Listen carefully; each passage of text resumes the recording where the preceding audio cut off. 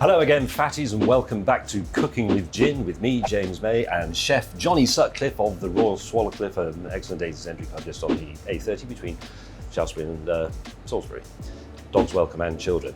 Anyway, in this edition we are going to look at breakfast. We are going to create Today we are looking at breakfast, specifically the full English breakfast. Can we introduce gin to that? The idea sounds pretty preposterous, but is it? Let's see if we can make a full Ginglish.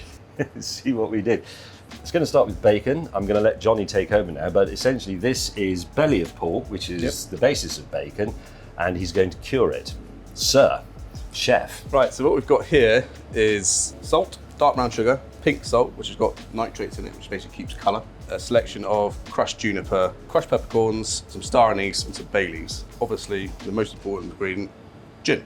Yeah, can I just say, when you mention the gin, just go like this. Okay, yeah, sure. That's it. Okay. Yeah. Did you get that?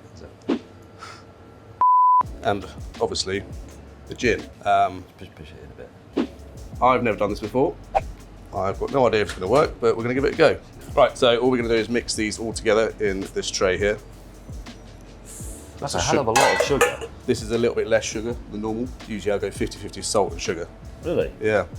Is this going to be like Canadian bacon then? It might be a little bit sweetness to it, yeah. Yeah. I think that'd be quite nice with the gin, I think. I know you've never done this before, and I certainly haven't, but what happens to the gin in this process? Will we get alcoholic bacon? No. Damn.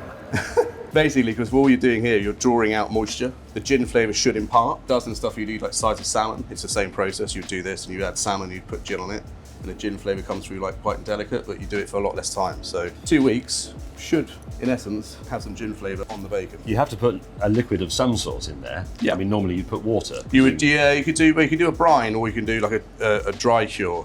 So this is more a dry cure, adding some bit of liquid to it. Okay, so it may as well be gin. Yeah. Okay. This is going to be very expensive bacon.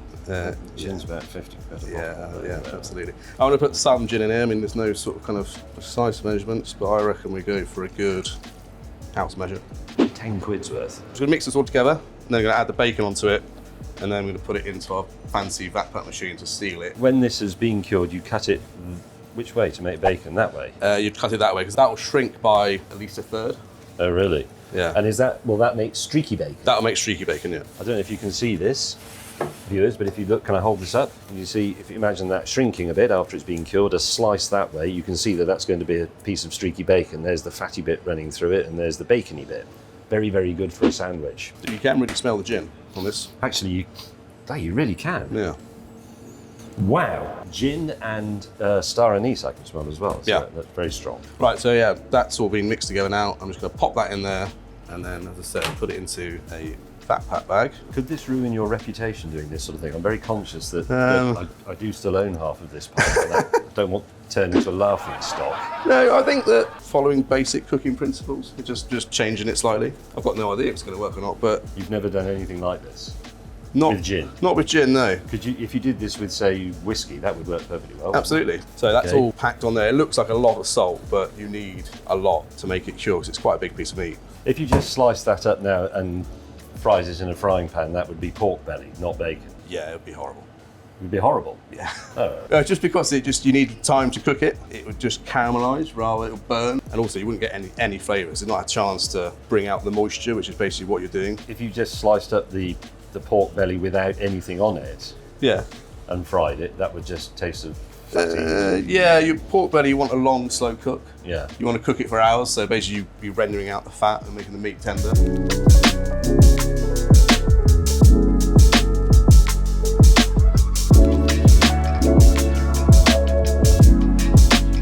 So we will do one of those clever TV edits where 2 weeks go past in about half a second, and then you will see the results. Any suggestion that we're cheating can be addressed in the comments. Some time has now passed, and you can see here some freshly sliced gin-cured streaky bacon. This is going to be quite a light full Ginglish, so it's bacon and eggs with tomatoes and a nice big mushroom. And Johnny has some ideas about how to incorporate more gin. Basically, for the mushroom, we made a butter. It's called a Cafe de Paris butter, which has basically got loads and loads of ingredients in it, like curry powder, all sorts of stuff in there, and it usually has brandy in it. what we're going to do is we're going to put some gin in it, and then we're going to put some extra gin on top as well. We're going to try and flambe the tomato as well. Flambe. Yeah. Okay. Set it on fire. Can we poach eggs in gin? Well, that's something we're going to find out. Oh, I love it. Dubious, but we'll I'm see. dubious. I've got to admit, I am dubious. This is, yes, this is the least promising in my view, but let's, I'll we go don't along know with if we that don't as try. well. So we're using regular Asian parsnip for the mushroom. Regular Asian parsnip for the mushroom. And in the butter. And in the butter. Once this is roasted, we're going to flame it with the Navy strength, which is of course flammable, as we know. Yes. Regular gin is not. No. Right. These are going to go in the oven to roast. Right. In the oven it goes. Okay, so the bacon is done. The mushrooms and the tomatoes are Nearly heated done, yeah. up. So this is the bit that we don't really believe, if we're honest, which is poaching eggs in gin. It's actually gin and water, and you're going to add a bit of white vinegar. Tiny bit of vinegar, yeah, just to help hold it together a bit more. A little bit of that, a little bit of vinegar in there, and then some gin. Do you think the gin will actually penetrate the egg or just coat it? You know, you can smell it. You can, yes. Ooh, very nicely, I'd say. It's smelling more ginny. It is smelling more ginny, yeah. Oh, they look great. Very easy to overdo a poached egg, because if you don't puncture them, they continue to cook a little bit, Yeah. don't they? Same as a boiled egg. Yeah. Do you have a slotted spoon? I do have a slotted spoon. It's over there, which I've got that. Fine. Well, I'm confident that the eggs have poached as eggs should poach. Whether or not they taste of gin, I don't know. I would say those are exceptionally good poached eggs, actually. It's all to do with your vortex, isn't it? You've got a good vortex really going. good eggs as well. Local ingredients. Another reason why you should eat at the Royal Oak, Swallowcliffe, just off the A30 between Shaftesbury and Salisbury. Is this going to be for the flambéed? It is, yeah. So that's Navy strength gin. That's not even on the hob, that's just to one side, but that still warms it up slightly. Done.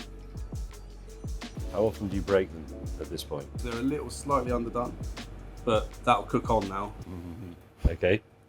It's your reputation here, Jenny, not mine. So at the moment, that's just a tomato that's been seasoned with salt and pepper. Salt and pepper, and that's it. And stuck in a very hot oven. Yeah. There's a bit of gin smell coming off this bacon as well. Yes. Streaky bacon. And then we've got our mushroom with butter. So tense. No idea if it's going to work or not, but we'll see. Yes? Yes. Oh yeah, a little bit. Yes. Oops, well, Wow. And now a massive blob of brown sauce. yeah. I can definitely smell gin in the air. Anybody Yeah. else smell the gin? There's gin, isn't there? You set yourself on fire. Yeah, slightly. Yeah. Do you want to go first or? I think you should go first, James. Okay, cutlery Waller.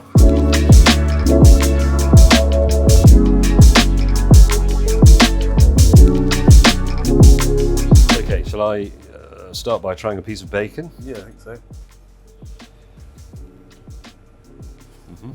Yeah, tastes like really good quality bacon. Yeah. So I try a bit of bacon dunked in an egg. Perfectly cooked egg, look at that. Runny, but no bogies. It does not taste of gin. They're not. I don't think so. No, actually, it may have a bit of dryness from the gin. I wouldn't say it tastes of gin there. Maybe it might taste more on the white. It tastes like a really nice fresh egg white that's been poached. So I try a bit of mushroom. So this has got gin infused butter Gin infused butter and then a little bit more gin on top of it. and then a little gin finisher. Ah. A little bit of gin coming through there, which I think slightly spoils the mushroom.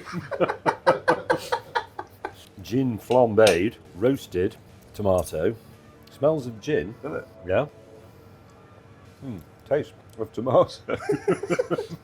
The gin was most effective in the mushroom, which I suspect is your gin infused butter working its way into the gills, the fronds, whatever you call them on a mushroom. Yeah, that's a bit of a challenge. Yeah, that's what I meant. It spoiled a nice mushroom, doesn't it? And the bacon tastes of bacon. Yeah. So that hasn't worked. It's nice that something didn't work. You can hear the staff resigning en masse outside the kitchen. And we won't be doing that one. We probably won't be showing this video, as that was a disaster. But thank you for watching anyway. Don't forget to buy my gin in the description. What next? Like, comment, and subscribe.